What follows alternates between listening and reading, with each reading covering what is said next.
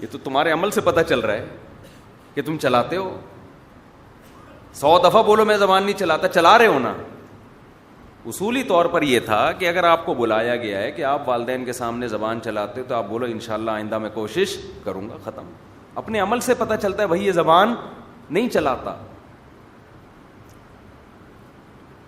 تو ماں باپ کے سامنے وضاحتی بیانات, غلطی کو نہ ماننا, بھائی ہے ٹھیک ہے, نہیں بھی ہے تو سوری ابا آئندہ تھوڑا خیال کریں گے. پھر ابا اگر دوبارہ کر رہے ہیں تو پھر بول دو بھائی ایک وقت تک ہے, ابا نے بوڑھا ہو کے بیچاروں نے دنیا سے چلے جانا ہے, آپ کی بھی شادی ہوگی, 2-4 بچے ہوں گے, آپ نے الگ ہو جانا ہے, تو تھوڑا یہ زیادہ نہیں ہے, کچھ ہزار سال کی عمریں تھوڑی ہیں کہ ساری زندگی برداشت کرنا ہے, تھوڑے دن کی بات ہے. جو احسانات ہیں احسانات وہ اتنے زیادہ ہیں کہ ان احسانات کے سمندر میں آپ ڈوبے ہوئے ہو. میں کہتا ہوں باپ روزانہ لاٹھی لے کے آپ کو آدھا گھنٹہ بغیر کسی وجہ کے بھی دھنائی لگائے نا, پھر بھی اس کے احسانات اس ظلم سے زیادہ ہیں. آپ کا کوئی روٹی پانی بند کر دے, روڈ پہ پھینک کے چلا جائے آپ کو, آپ بولو گے ڈنڈے سے مجھے روزانہ آدھا گھنٹہ کوڑ دیا کرو, مجھے گھر دے دو, مجھے عزت دے دو, مجھے روٹی دے دو, میں تیار ہوں 2-4 تھپڑ مجھے روزانہ لگا دیا کرو.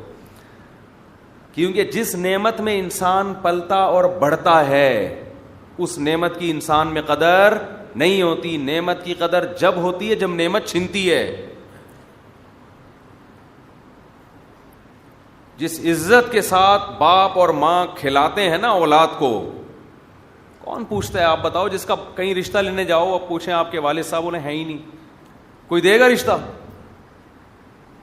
ہے ہی نہیں, سڑک پہ ملا تھا میں, پتہ ہی نہیں ہے. انگریزوں میں مل جاتا ہے, اس کو زیادہ وہ ویل ڈن یار, زبردست لبرل آدمی ہے بہت ماشاءاللہ ماشاءاللہ. ابا کا ان کو پتہ ہوتا ہی نہیں ہے, براڈ مائنڈیڈ. ان کے ہاں مل جائے گا لیکن ملے گی پھر اسی ٹائپ کی, وہ 2-4 بچے لا کے آپ کے کھاتے میں ڈال دے گی کہ ان کا بھی پتہ نہیں چل رہا تھا, تو میں نے کہا چلو یہ آپ کے کھاتے میں. ان بچوں کا بھی ابا کا پتہ نہیں چل رہا تھا. عزت دار لوگ اور خاندانی لوگوں کے ہاں فادر ہوتے ہیں.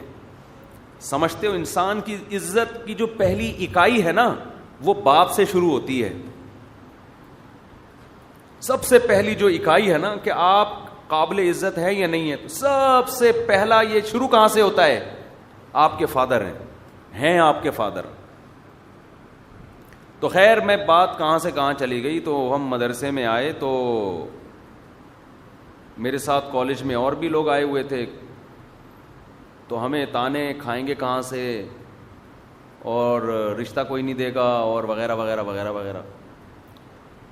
تو ہمارے حضرت کا اس وقت بیان ہوا, اس کا نام تھا ملا کا رزق. اس بیان کا نام تھا ملا کا رزق. تو حضرت نے فرمایا مولوی اگر اللہ پہ توکل کرے, رزق کی فکر چھوڑ دے.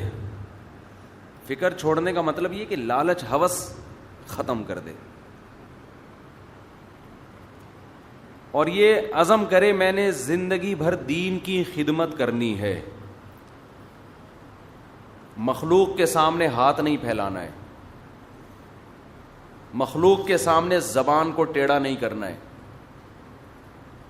تو حضرت نے فرمایا رزق ٹکریں مارتا ہوا آتا ہے, آپ آگے آگے اور رزق آپ کے پیچھے پیچھے.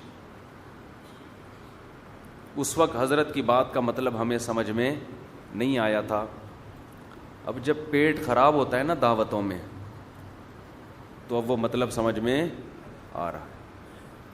اب تو میں لوگوں سے کہتا ہوں کھلانے سے پہلے ہاضمے کی 2-4 گولیوں کا انتظام. کارمینہ کھاتے ہوئے شرم آ رہی ہوتی ہے, حقیقت ہے. لوگ کہتے ہیں پتہ نہیں یار کیا ہو گیا. اب یہی ہے کہ ڈھیٹ پنے پہ آنا پڑے گا. اچھا خیر, جو اصل ٹاپک ہے وہ رہ نہ جائے کرنے کی. تو میں یہ عرض کر رہا تھا کہ دیکھیں, اگر کوئی پیشنٹ, کوئی مریض کسی ڈاکٹر کے پاس جاتا ہے اور اس کا مسئلہ ہے پیٹ کا, اس پیٹ کی وجہ سے دائیں بائیں درجنوں مسائل کھڑے ہو رہے ہیں, تو ڈاکٹر اسے کیا کہے گا؟ بھائی پیٹ کو کیا کرو, صحیح کرو. پیٹ کی دوا دے گا اس کو. آپ دوبارہ گئے, پھر پیٹ کی دوا دے گا, کہہ رہے پہلے اس کو تو ٹھیک کرو, تم تو جو کھا رہے ہو ہضم ہی نہیں ہو رہا. تمہیں تو کوئی میڈیسن بھی دیں گے وہ بھی کم وقت ہضم نہیں ہو رہی. آپ کو یار یہ ڈاکٹر ایک ہی ٹاپک لے کے بیٹھا ہوتا ہے. یا آپ شوگر کے مریض ہیں, اس سے زیادہ آسان, شوگر ہی کنٹرول نہیں ہو رہی تو ڈاکٹر کس کو فوکس کرے گا؟ شوگر کو, بشرطے کہ اس کو پیشنٹ کے بارے میں پتا ہے کہ اس کم وقت, معذرت کے ساتھ, اس کو شوگر ہے, کم وقت کہہ رہا ہوں میں اس کو بیچارے کو, اس کو کیا ہے؟ شوگر ہے. اس کو پتہ ہی نہیں ہے اس کو ہے کیا.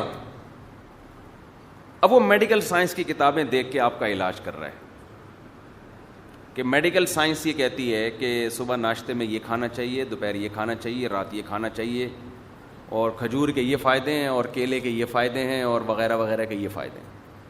بھائی وہ میڈیکل سائنس کی کتابیں اپنی جگہ درست ہیں, مگر ہر کتاب کا ہر ٹاپک ہر ایک کے لیے نہیں ہے.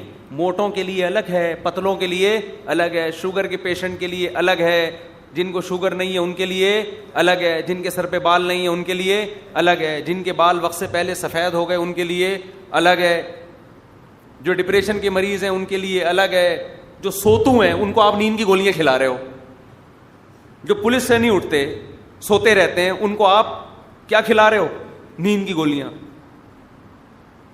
تو علم ایک ہی جیسا سب حاصل کرتے ہیں, امپلیمنٹ کی بات ہوتی ہے کہ آپ نے اس میں سے کون سی میڈیکل سائنس کی بات کس کو بتانی ہے.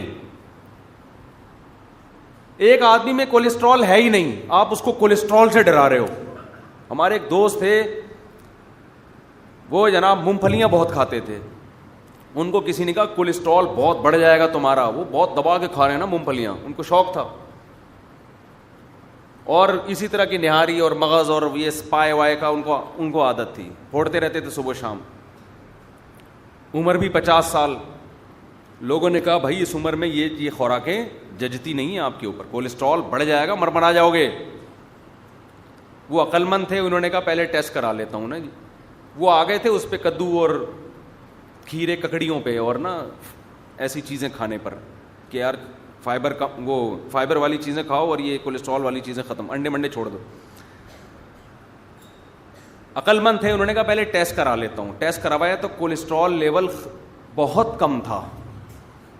ڈاکٹر نے کہا آپ تو پائے کھاؤ, مغز کھاؤ, میوے کھاؤ. آپ ٹیسٹ کے بعد پتا چلا نا کہ یہ کولیسٹرول کی باتیں آپ کے لیے نہیں ہیں, آپ میں تو کمی ہے. انہوں نے اور پھوڑنا شروع کر دیا. اب وہ اگر چھوڑ دیتے کہ کولیسٹرول اتنی نقصان دہ چیز ہے اور یہ چیزیں نہیں کھانی چاہیے, اور وہ آ جاتے خالص سبزیوں کے اوپر, تو انہوں نے مارکیٹ سے شارٹ ہو جانا. کیا خیال ہے؟ مادہ فاسدہ تو جسم میں نہ ہوتا, لیکن جسم بھی نہ ہوتا. پھر وہ ایک حکیم صاحب تھے نا, جو لا باور دوا ہر ایک کو دیا کرتے تھے کہ پہلے جسم سے گندا مادہ نکل جائے پھر علاج کراؤں گا میں, مادہ فاسدہ موشن کے ذریعے. تو ایک دبلا پتلا باریک سا آدمی حکیم صاحب کے پاس گیا. حکیم صاحب نے موشن کی دوا, ان کا طریقہ علاج ہی یہی تھا. بعض حکیموں کا ہوتا ہے ہر ایک کو جلاب لگا دیتے ہیں پہلے, کہ پہلے اندر کا سب گند نکلے, ریفریش ہو جائے گی باڈی, پھر ہم اچھی چیزیں ڈالیں گے اس کے اندر.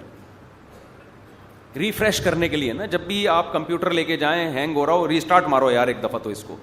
تو بعض حکیم بھی ایسا کرتے ہیں, بندہ کو ریسٹارٹ کرو ٹھیک ہے, سب اگلا پچھلا نکال دو اس کا. تو لوگ گئے, حکیم صاحب یہ بہت باریک سا آدمی ہے, یہ جلاب افورڈ نہیں کر سکتا. حکیم صاحب نے کہا دیکھو مادہ فاسدہ کا نکلنا بہت ضروری ہے. یہ جو بیمار ہوا ہے نا اندر مادہ فاسدہ ہے, جب تک یہ فاسد مادے جسم سے نہیں نکلیں گے ٹھیک نہیں ہوگا بندہ. دے دیا اس کو جمال گوٹا ٹائپ کی کوئی چیز, اب اس کو موشن لگے, وہ بیچارہ ادھمواں ہوتا جا رہا ہے. لوگ آئے, حکیم صاحب وہ تو مر رہا ہے. حکیم صاحب نے کہا مادہ فاسدہ نکل رہا ہے کہ نہیں نکل رہا؟